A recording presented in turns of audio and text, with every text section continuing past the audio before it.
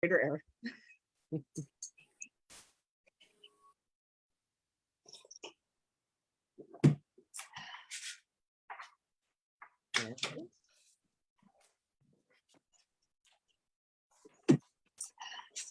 Okay, so it looks like we should be live now. Mhm. Great. Right. Well, thank you everyone for showing up. I hope you're excited about today, about our presentation series. I know sometimes that can be a little intimidating, but it's so important that we learn to present ourselves and our message.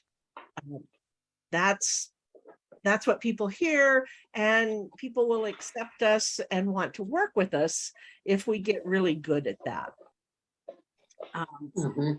And you know, a lot of people get nervous about it. They envision speaking on a stage or something like that, and it doesn't have to be that way. It certainly doesn't. I mean, every time we are in a conversation with someone, we are presenting, especially if we're talking about Animal Reiki or what we do, we are presenting. And there's a lot of different places that we present. So remember, you're always presenting your words and your actions, your expression. It describes you and it describes your services. So can you lie down, please? It's important that we keep that in mind. So some places, you know, that you may want to present are networking groups. I don't know how many of you belong to networking groups. Anybody? Yes, I belong to two book clubs, and they already know. I've spoken to them about Reiki and Animal Reiki. And great places to present. A lot of them, what they do is they go around the room and they ask everybody to introduce themselves and what they do, and can you do that in 30 seconds or 60 seconds? And that little blurb, you know, when you tell about yourself and your business, is a presentation. A lot of times, you know, when you're in these networking groups, they may ask one person once a week or a month, however often they meet, to do a 10-minute presentation. So you have an opportunity to go a little deeper. What's important is your 30 or 60-second introduction. You should take some time and write that out and craft it. So that that can be natural. Okay. You want to be able to introduce yourself in case that happens, because it always happens when you least expect it, you know, and you don't want to have to be thinking or humming around. So if you take some time, write out a 30-second, a 60-second, practice it, highlight the points that you want to make, then you will be prepared anytime somebody asks you what you do. Because I don't know about you guys, but it can be difficult sometimes when you're, well, what do you do? It's like, oh boy, because then you have to explain Animal Reiki and how much do you go into it. So if you have something crafted, it makes it a little bit easier. And normally there are a lot of networking groups, business networking groups, women's networking groups, and you can just Google networking groups. I Googled yesterday networking groups, and there was a lot of them that came up. Of course, I'm in Las Vegas, but Meetup has a lot of networking groups. You can go on there into Meetup. You can look for networking groups because those are usually online, so you can be anywhere. And a lot of the networking groups now are online. They've kind of stuck to that since COVID.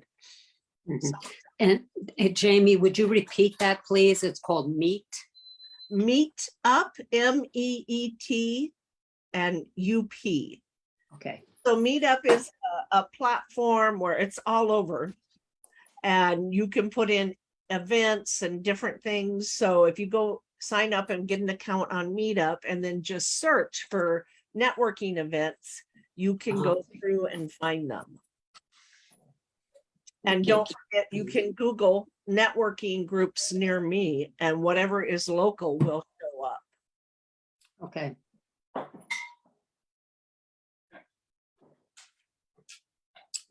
Working groups. And that's when, if you start going to networking group, that's a great place to share your introduction, but share about your business. So even though you may not be presenting as such, it helps to have something prepared so you can explain what it is you do. Mhm, You'll mhm. be opening yourself up to a lot of other people in the community.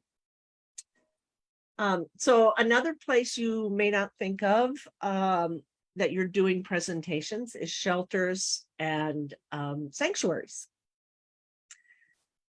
So we know sometimes it can be a little difficult, and hopefully Leah will be on before too much longer, because she was going to do a presentation for us today on how she would approach a shelter manager, the kind of conversation she would have. And then we will take a look at that. But shelters, going into a shelter or even contacting them via email, that's something you want to, that's a presentation. So you want to make sure that you put some thought into what you're going to write, what you're going to say. So when you approach something like that, the first question to ask yourself is, what do I want this person to know, think, or do? Know, think, or do. In the case of the shelter or sanctuary, it might be that you want them to be interested in learning more about Reiki, or to bringing you in even on a trial basis, or allowing you to put on one presentation so people can, to the rest of somebody decision makers, to make sure that this is something they want at the shelter. So decide beforehand, what is it you want them to know, think, or do? Once you get that down, it makes a lot easier to make your presentation, because you have a direction now. If you know, well, I want them to invite, I want to put on one presentation to the board. Okay, so you can direct your conversation that way. And maybe it's, I want them to understand the benefits to the shelter animals and Animal Reiki, with Animal Reiki. So, okay, now you can create your presentation to where you're going to be bringing in all the benefits of Animal Reiki and how you've seen it help other shelter animals. And you don't have to have the personal experiences. We have SARA. We're so lucky. We can use stories from SARA. We don't have to, and we don't have to say, this is a story from SARA. We can just say, let animals lead. This animal, was helped with the let animals lead. You don't have to go into a lot of that background. You just want to get the main point across on how the let animals lead method of Animal Reiki help these shelter animals. So maybe when you're approaching the shelter, maybe you want them to join SARA. Maybe you're already a volunteer or something, and you want them to consider joining SARA. So that would be a different conversation. And you would put the presentation together a little bit differently. So that's why it's always so important, whenever you're approaching any group, any person, stop and think, what do I want them to know, think, or do? Because that's how you're going to direct the conversation, which is really a presentation. Does that make sense? Mm-hmm. Okay. Any questions on that? Okay. So another place that you might present are different groups. So animal groups, there are specific dog breed groups, right? You have the Dachshund group or the King Charles group, different groups like that. You have sporting dog groups. You have just pet lovers groups, and you find a lot of these groups on Meetup. So then there's wellness groups. Oh, Leah's coming in. Let me let her on real quick. And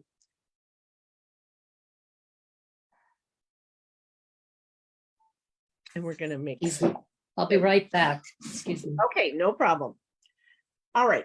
Welcome, Leah. So we're just covering some of the places where people actually present, and they may not be aware of it. Nice. And so we talked about the animal groups, you know, the dog groups, the specific breed groups, the sporting groups, the pet lovers groups. There's also wellness groups. You know, there's a lot of wellness groups out there, yoga groups, different things, essential oil groups, all these different wellness type groups. And you can find a lot of them again by Googling what's wellness groups in your area. The Chamber of Commerce, and the Chamber of Commerce is a great organization. You can find those different groups. You might consider becoming a member. They have lots of activities that help businesses and situations and events that would allow you to share your information. Again, information that you have prepared ahead of time, you've practiced, so it sounds natural. And that can be a great place to do this. And it's wonderful practice. And then trade shows. Don't forget trade shows. Those are great places to go. So Super Zoo was just here in Las Vegas, and I went because SARA has the summit coming up. And I wanted to see if who the people were that talked about, you know, made the decision on sponsorships or that type of thing. And so it was practice for me as well. You know, I knew I went through, what do I want them to know, think, or do? Well, what I wanted was to get contact information for whoever makes the decisions on sponsorships. Okay, so I knew what the goal of my conversation was. And then I just went in and started explaining about very quickly, SARA. I had kind of a little spiel. It couldn't be too long because there was a lot of booze and I would have lost my voice by the end of it. But that was a great place to go. And so you may have trade shows in your area that you can go to. And when you're there, sometimes, you know, you don't want to have a booth because it's too expensive, or maybe you do have a booth. But when you go around and visit the other vendors, you know, you can present yourself and what you do. So those are some areas that I thought about. So we got the networking groups, the shelters, the various groups. I don't know if anybody has any other ideas or any other places. Like I know, Mary Lynn, you said book clubs that you do. You have that at your book club, which is great. Yeah. And also, I'm on the board of directors of a family resource and child resource center. And I talked about that there too. So they know what it is and what I do. So Excellent. yeah, it was just a very casual thing at the time. I didn't do anything, you know, formal like, but I got my point across quickly. And you know, that's still a presentation. You know, we don't think about I didn't think about it. Yeah. that is a presentation, and it's great that it was casual and relaxed because most of us are more comfortable that way. Mm-hmm, mm-hmm. And also a dog, the pet stores. I have one in town, and the owner and I are we get along very well, and I've been shopping there and taking Max there for ever since we moved to Vermont 3 years now. So she is very interested, and I spoke to her about that, and I'm thinking in time to approach her about giving a presentation to the community, open it up there at her store. I think she'd be very receptive, because she has said to me, oh, if you have information or your business cards or whatever, that kind of thing. So, yeah, Great. That's fabulous. Absolutely fabulous. it's a small family-owned Mhm. store. So, A lot of times they have more freedom to do that kind of thing than the big corporate stores. yeah. That's nice. That's really great that you're doing that. I'm excited for you. And, other things that we can do, teach classes. This is a presentation that we do, Leah and I do every week. It's a mutual conversation with everyone, but it's still a presentation. Classes on Zoom are presentations. If anybody hosts a circle, I don't know, has anybody hosted a circle of some kind, whether it's a Reiki circle? Okay, Liza has. And I do a meditation circle once a month. Okay, perfect. That was a presentation. And you have to put some thought into it, I'm sure, beforehand to think about what meditation you want. And again, you're going back to that, what do I want people to know, think, or do? Or feel even. And so, especially with the meditation, you're getting them to feel, and you're getting them to find some peace and learn a new meditation maybe. So those are all great ways to remember that you are presenting all the time. So learning and taking a little time with your presentation skills will only benefit you in all areas of your life. And then potential clients or students, having the ability to present to them, you want to have the ability to explain what you do and what they're going to get and what their animals are going to get from your services. That's a presentation as well. And it pays to put a little thought into that. So you know how to talk about what you do and what the benefits are for the person and for their animal. Or if you're a teacher and they want to take a class, what are the benefits for them? So that's important to put some thought into and think about what you would say. And you don't have to memorize these things, but somehow if you write something up and you practice it, you're going to remember the points.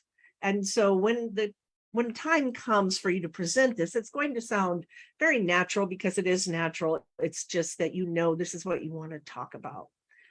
So you don't have to worry about memorizing and sounding rote, because you don't want to do that either. You just want to write it down and get so comfortable with it that you're going to remember the highlights and the points that you want to get across. So what should every presentation have? Well, we've kind of talked about it. You have to know your audience.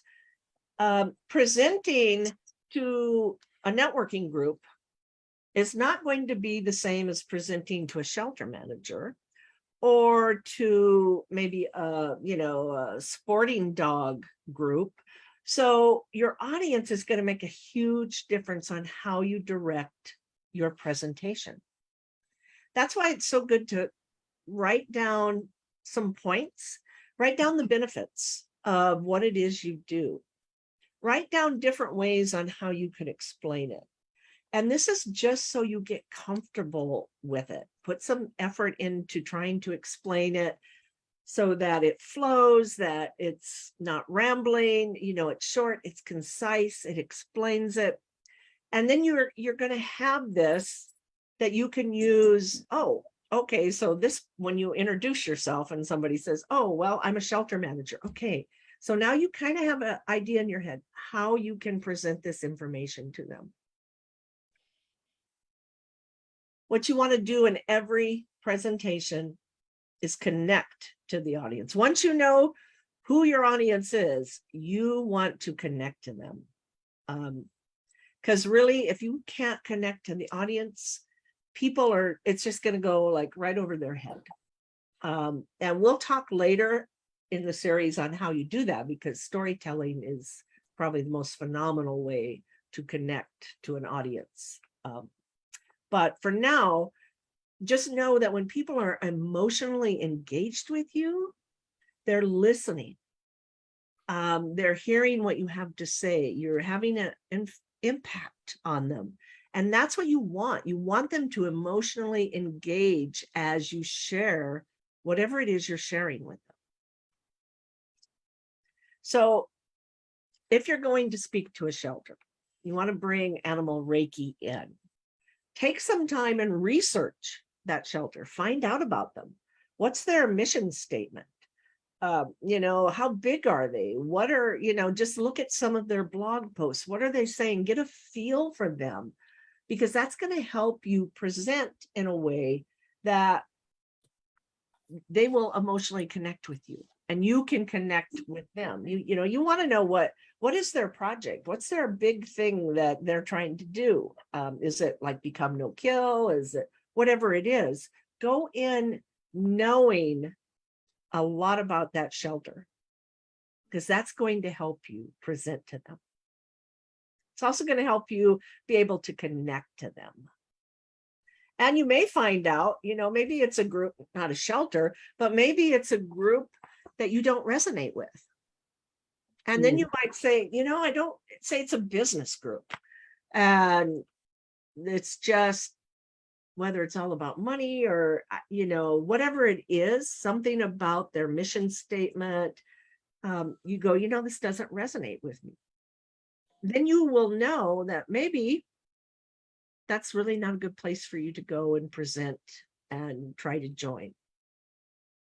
But more often than not, you want to do that so that you really do connect, because you're going to be looking at shelters and animal places, and you probably won't find that. But it's nice to know it can work both ways. So if that ever happens, don't worry about it. Just know that that's a sign like, oh, okay, I don't belong here.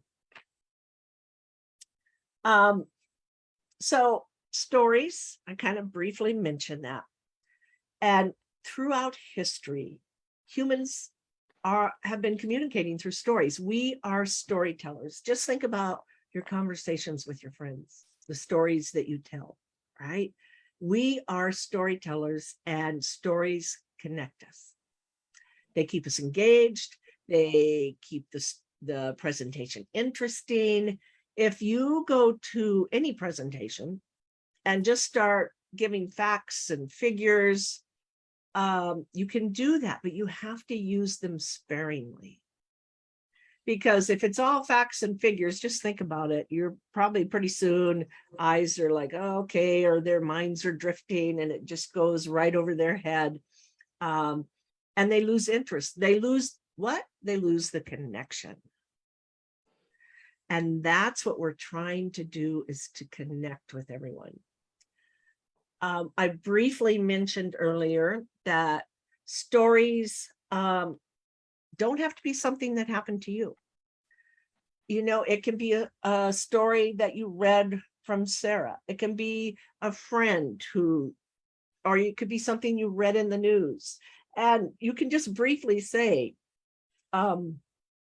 if it's about an animal at a shelter who got adopted, or who stopped being anxious, that Let Animals Lead helped Roscoe, because he had been in the shelter for 4 years and he was self-mutilating. But the Let Animals Lead method helped him relax and find peace. And he's now adopted and living a happy life. Something like that. So don't feel like it has to be your own personal experiences. It's not like you make things up. These events really happened. But you just want to share the event and the outcome. So feel free to do that. Stories have a flow, and we're going to spend 1 week on the flow of the stories because they can be a little overwhelming, but to be really effective, there's a technique. And once we know that technique, it makes it really easy to put together a story that will empower and connect and motivate the audience for whatever it is we want them to know, think, do, or feel. So where do you start in your presentation? We talked about a lot of this. You write out your presentation and you rehearse it. Absolutely. I do that all the time. Write it out and rehearse it. And then it gets tweaked. And then I find out what's natural from the way I speak, right? So when I write it, it's much different than when I actually speak it. But the speaking portion for me, it's much more natural and it flows. But the only way I can do that is to write it out and then practice. Another great thing when you're putting together anything like your 30-second commercial or your 30-second intro, your 60-second, any presentation, record it on your phone and listen to it. If you're getting ready to go talk to a shelter manager, you have your little presentation, put the paper away, and then record on your phone like you are having that conversation, and then listen to it and go, and you'll see. I mean, I've done that a lot, and I got, oh, that doesn't make sense. Or how did I get from here to here? Okay, I need to rewrite that or rework it. It will actually help you when you put yourself in that place, because now you're the listener. And when you actually hear it back, so record yourself. I know some people worry about that, but don't worry about what you sound like. Just record it on your phone, listen to it, and it will help you edit your presentation. If you have to be in front of a group of people, sometimes that can be nerve-wracking. So a little trip, I used to do this when I worked in television because I'd have to read the news and I didn't always have a teleprompter. So I would write things out, and then I would go in the bathroom and stand in front of the mirror and I would read this and practice looking at myself in the mirror, in the eyes, and then I'd have to glance down and then I'd have to go back. And that does kind of help you get used to, it can be a little awkward at first. It's like, whoa, here's this person, even though it's you. But reading in front of the mirror is a good way to get used to presenting in front of people. And always time your presentation. Because if you're at a group and they say you have 10 minutes, the worst thing you want to do is go long. I mean, I've been in networking groups where they said you had 2 minutes to introduce yourself. And this one woman went on for 20 minutes about the craziest stuff. The underwear she wore, I mean, she was just kind of a nut. And so you don't want that, because all of us cringed, it's like, oh no, it's her again when she showed up. So time yourself only so you kind of know, if you have 30 seconds, then you want to stick to that 30 seconds. If you have a 10-minute presentation that you're doing for a networking group, you want to keep it at 10 minutes or a little under.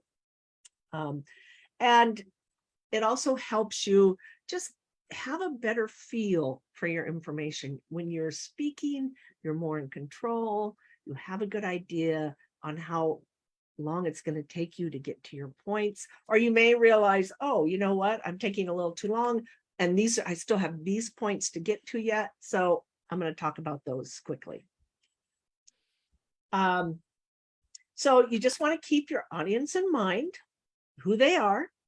You want to identify what you want them to know, think, feel, or do, and practice. Write it down, practice, record it, do it in front of a mirror, just walk around the house. I do that a lot. I walk out in my yard and I'm just outside. I'm glad I don't have too close to neighbors, and I'm practicing speeches and different things. So that is some of the places, and advice that I would have for just places you can go and what you need to think about before you present. So before we get into asking Leah to share how she would present to a shelter, does anybody have any questions?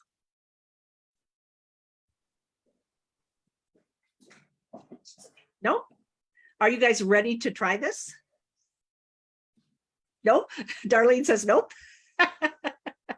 I'm a little confused because I thought we were just going to do like casual conversation, but it sounds like this is more about actual presentation because I would do it very differently if I was actually presenting to a shelter.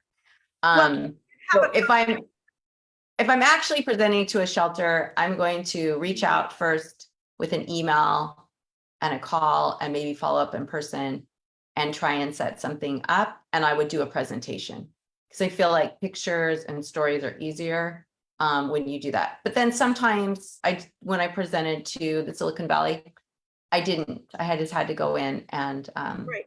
and talk about it. So I would love to hear. Okay, so I would bring books because those are always good, like Reiki for Dogs, Healing Virtues. Those are two really great books to bring and give. Mary Lynn, your hair looks adorable. I love Thank it you. so Thank much. you. I love it. That's such a great cut, and I love the color. Thank you. One of these days, I'll be that. So let's see. I think that what I would start with, first of all, is just so I guess I'm in their office. I can't do a presentation, so I haven't presented. I thought I was going to do conversation, so it's a little different. So I apologize. Let me think for a minute. I would first of all say, thank you so much for taking the time to meet with me today. I really appreciate, I know how busy you are. I really love volunteering at whatever this is. I find the volunteers are so supportive, and I really love your setup. I've volunteered for however long you've volunteered. Obviously, this is very specific because we're talking to the shelter. And then I would say, one thing I don't know if you have heard anything about, and that is animal meditation and how meditation can help support animals when they're stressed and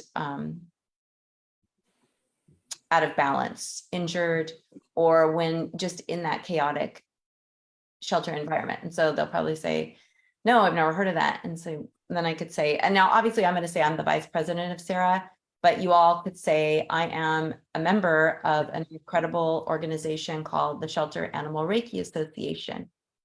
And what that association, I would say that association has been in existence since 2008, and it was formed to bring supportive measures to shelters to help not only bring peace to the shelter, but also help support the emotional needs of animals. And right now, nobody's really doing that. And that might sound a little strange, but if you'll just give me a minute, I will kind of go deeper into that. So the Shelter Animal Reiki Association, like I said, that was formed in 2008. It was formed to bring what we call animal Reiki. Now, when I say the word Reiki, that probably, do you know what Reiki is? And if they'll say yes or no, if they say yes, say, well, this isn't hands-on human Reiki. And if they say no, say, okay, well, traditionally Reiki is a human hands-on modality where we're putting hands on the person or the animal, because there are animal Reiki schools that do this, right? And they are a healer. And so they're trying to create a healing situation where they're the healer, they're generating, they're channeling, they're directing energy. That is not what we do. What we do, and what the Shelter Animal Reiki Association has done for 14 years, is we create a meditative space where we go into a space where we kind of try to let go of all anger, let go of all worry, and just sit in a place of peace. And when we do that, since animals connect with energy, the animals can choose whether or not they want to connect with us. And even if they don't, they kind of are attracted to that very calm energy. And they'll understand that. Side note, the shelter will understand that because they train their people to be calm with animals, right? And so when we set with them, it creates a very calm environment. And what I would really love to do is just kind of explain to you more, if you have the time, about how we might be able to bring that to your shelter. And I'd love to know if you have any questions so far about, this, because I know it's a very new modality.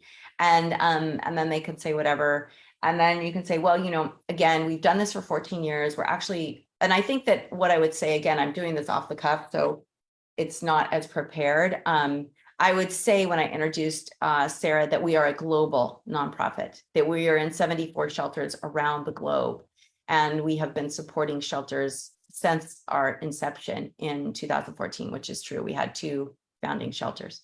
And then I would say, so if they want to know more, I would say, so traditionally what I would do is I would, before I even go sit with the animal or cat or whoever that is, I would bring myself into balance by saying some mantras that we use for myself.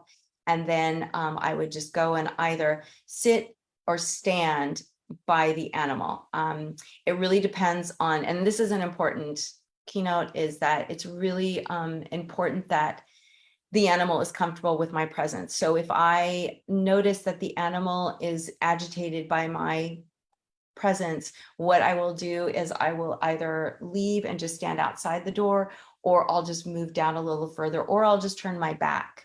But I just really observe what's happening with the animal to make sure that they're okay with me being there. And if they are, then what I do is I just do some simple breathing exercises, and I sit in peace and silence for about 15 to 30 minutes, depending on the time. And I can do this anywhere. I don't have to be in with the animal at all. I don't have to touch the animal. Sometimes I might have to use a stool if that's okay. If it's not, then what I can do is I can stand somewhere where I'll be comfortable. It's really, I'm here to not intrude upon what you've already got set up. So I would, if you did agree to allowing me to do this, I would make sure that anything I bring in would be appropriate and acceptable to you. And so they would probably have some more questions, and I'd say, I know that this is a lot to take in, and I don't expect, you to say, yes, do this or not. I just wanted to let you know that this is something that I could offer. It's something that I can also train your staff and volunteers in. And let's say you're just a practitioner and you can say, this is something I can share with the other volunteers, just some simple breathing techniques. It really does wonders to help not only calm the animals, but it also works to calm the staff. And we have a wonderful self-healing class that we give for free through the Shelter Animal Reiki Association to all staff and volunteers. So that's something else I could offer. And then I would say, they're probably talking, okay, well, I really appreciate your time. And again, I'm so happy to be here, and I really want to support you and all the wonderful work you're doing as much as I can. Thank you. So I know that wasn't great because I was a little bit confused about what I was supposed to do. So sorry about that. Oh, that was wonderful, Leah, because that's, that's what happens. We can and want to present, and yes, you can have PowerPoints and all that, but we want you just to start talking to people. And Leah, so I want to hear what resonated with each one of you about what Leah said. What did you catch on? If you were sitting there and she was you're sitting there, she's explaining Animal Reiki, what resonated with you? What connected? If I could ask first about the Lee, what did you say about introducing yourself to a new a new place? You started out with, you would email. Oh yeah. So if it's a new place where I'm not a volunteer, I would email, and we have a form email in SARA, and just basically, hi, my name is Mary Lynn, and I really love, I would always start off by complimenting them and the work they're doing and what you love about their organization. And, I'm reaching out because I would love to support you. And one of the things I could do is I am part of this organization, the Shelter Animal Reiki Association, and we have a little blurb. You can go on our website too, because we have a really nice homepage that kind of talks about what we do. and we support the animals' emotional needs. And that can mean, you know, we're helping them to calm down during chaotic things. We're helping them to let go of loss. We help to support them. And that we help to support them when they're ill or, you know, recovering. So we're at Silicon Valley, they had a hospital. So I was able to go and volunteer at the hospital. And that was a really great place because I could do Reiki with the animals in their recovery room. Mm-hmm. And then you said you followed up with a call? Yeah, Or you follow up with a call and Yeah. just say, hey, you know, I emailed you and just want to make sure you got the email. And, you know, if you are interested, I'd love to talk to you more, maybe set up a call, but if not, no worries. I just thought I would offer this, you know, Mhm. usually they're really busy. So a lot of times that's why you follow up with a call, because they might, Yeah. oh yeah, this sounds interesting, but then it gets buried or they Yeah. may not have seen it yet. Okay. Thank you. And what resonated with me is something that has happened from time to time when I've seen a new animal at the shelter. And it's what you said is that it's important that the animal is okay with me being in the room, being with them, offering the energy. And I've had some great animal instructors who have shown me that you know, no, I'm not ready for this. Either I'm not ready for this, period, or I am not ready to be this close to you. So I have learned to move away, sit differently. I was with a dog yesterday that I said, no way can I sit on the floor with him. Otherwise, you know, I'll be flat out prone. Yes, So that. I sat in a chair, and that was a lot better. And then I stood up and stuff. So anyway, so that resonated with me because I think that just portrays me as, if I were talking to the individual, that portrays me as someone who assesses, is someone who is caring and yeah, so you And know, respectful, considerate. And it helps build trust because they don't Mm. know you. If they don't know you and you're coming in, you know, all those little things like that will help build trust because they're like, Mhm. oh, so she's aware that she might upset the animals and she will respect that. So that's Yeah, yeah. that's great. Yeah, I think it's very important to always say that you'll work within the environment of the Mm. shelter. You're not there to create more work or more issues. You're there to kind of fade into the background.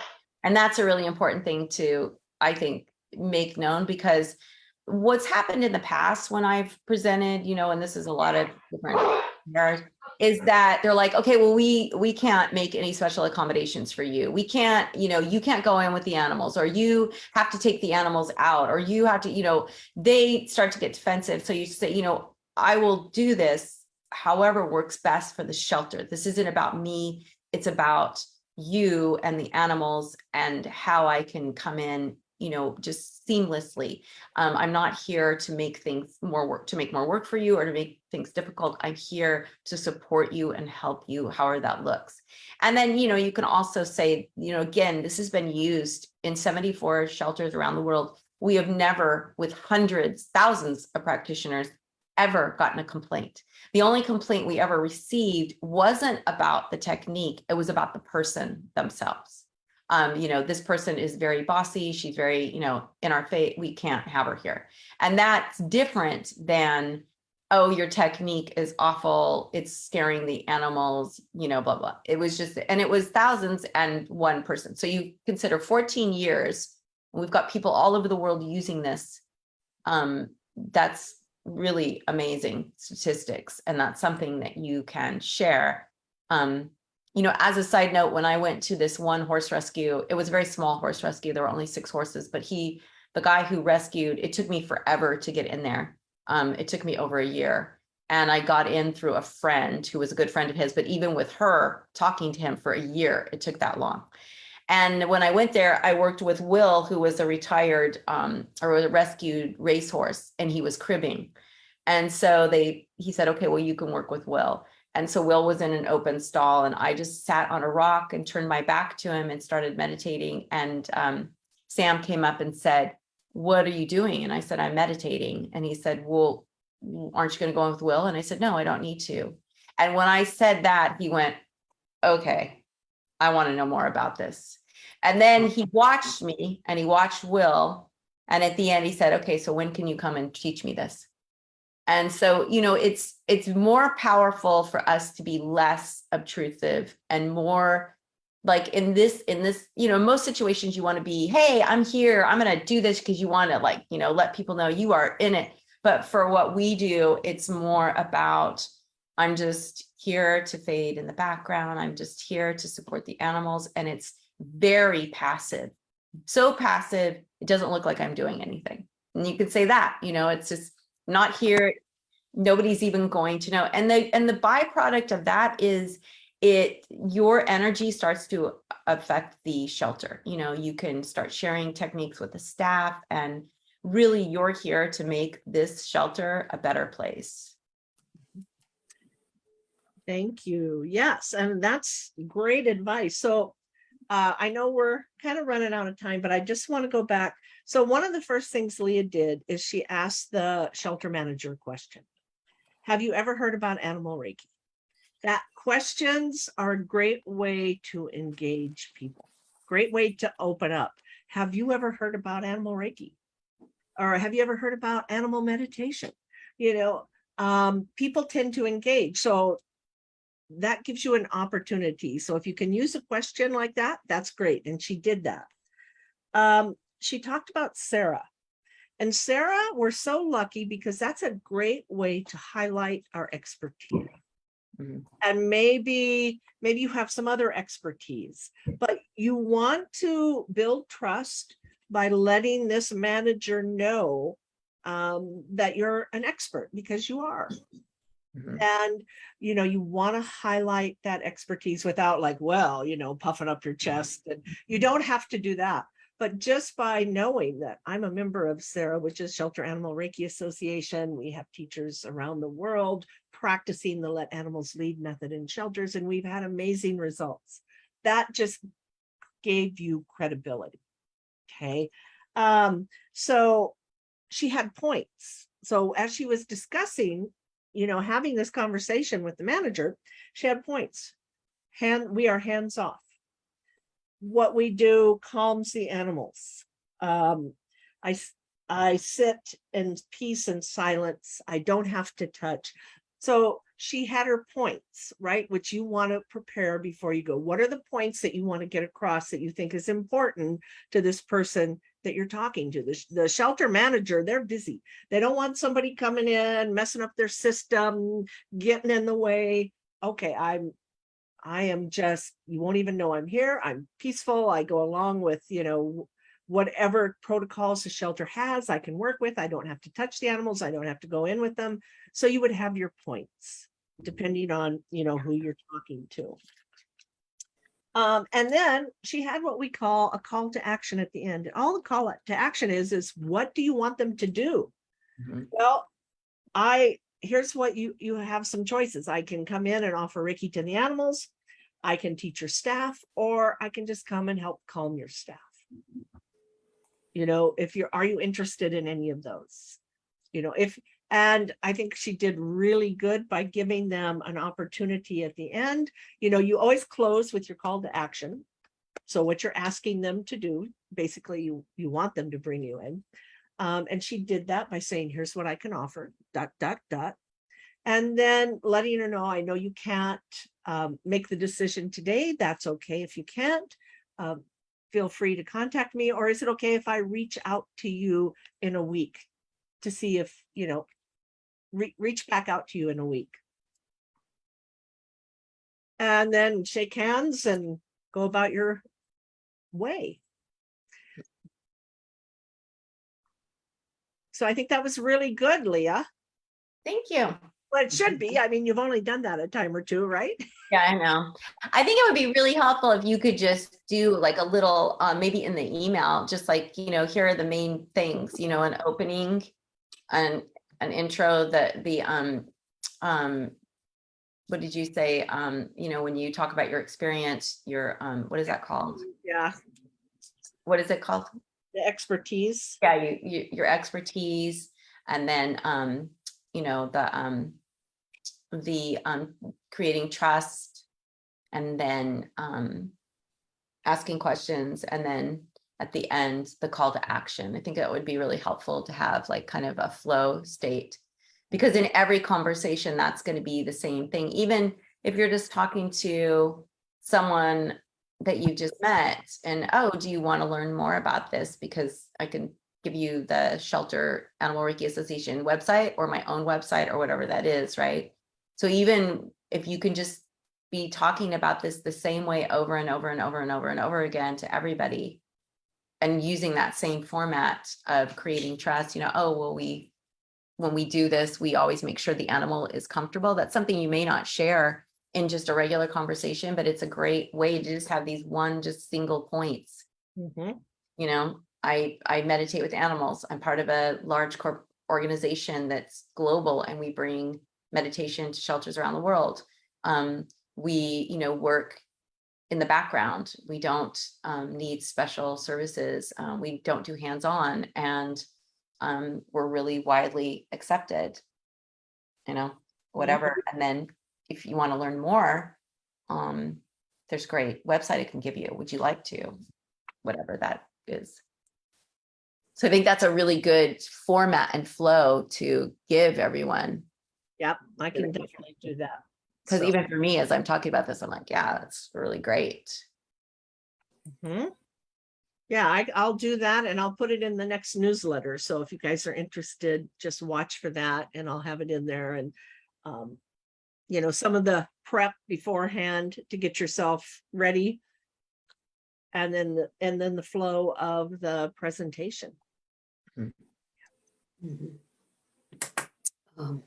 Yes. I'm only bringing this up because it happened like out of the blue today. And if I can share a very short animal experience today, I think you would understand Mhm. what happened. Is that all right if I did that Go right ahead. right now? Okay, thank you. At the grocery store today. Okay, I'm waiting in line at the checkout. It's a self-checkout. There was an older man next to me in the next line, and I noticed that he would have been first if another individual just, I guess, didn't see what was happening, cut him off. So I looked at him and I said, hey, come over here. I only have one item. Come here.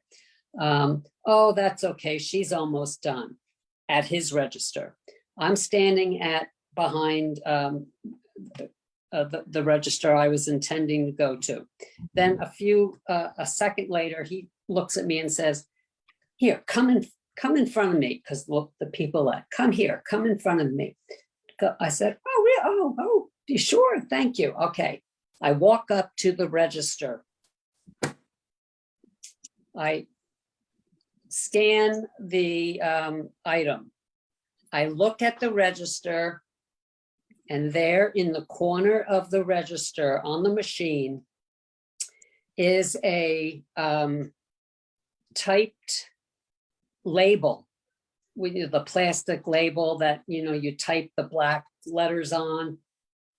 The name read Gizmo. That was my very first dog. My very first dog. Now, that wasn't the register I had intended to go to. It was the other one.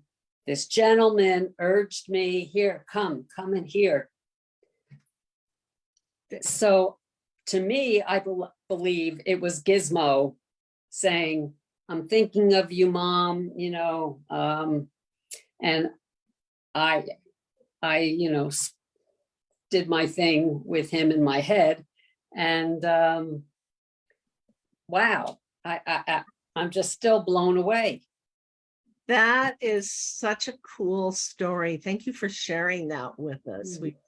That's special, definitely. Whew. Yeah. And so I hate to hurry us along. We've got 3 minutes, so maybe just a short 3-minute meditation if everybody's up for that. Leah, do you want to do it or do you want me to? Sure, I can do it. Okay. So we're going to get nice and comfortable, our back straight, and close our eyes, bring our hands into Gasho. And we're just going to set our intent that we're open to receive whatever it is we need most at this moment in time. And let's set our intent that we'd like to invite whatever animals want to join us and support us in this beautiful space. Whenever you're ready, you can put your hands face up or face down on your lap. And breathe in slowly through your nose, pulling your breath down into your belly, into your hara. Expand. Connect with the light within you. And on the out breath, slowly fill that light, filling your body as your breath leaves your body. So breathing in, connecting to your light. And on the out breath, releasing your breath and your light.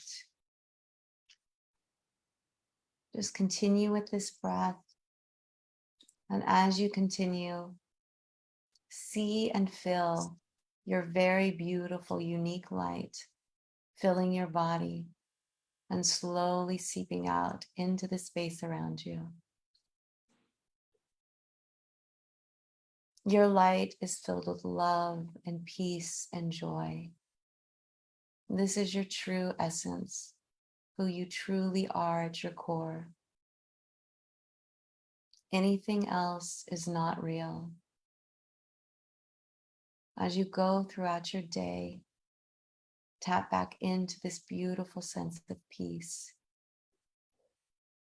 The animals reflect this peace and joy and love back to us every day with every encounter, with every thought. Animals that are here and gone, they all support us and reflect back our beautiful healing light.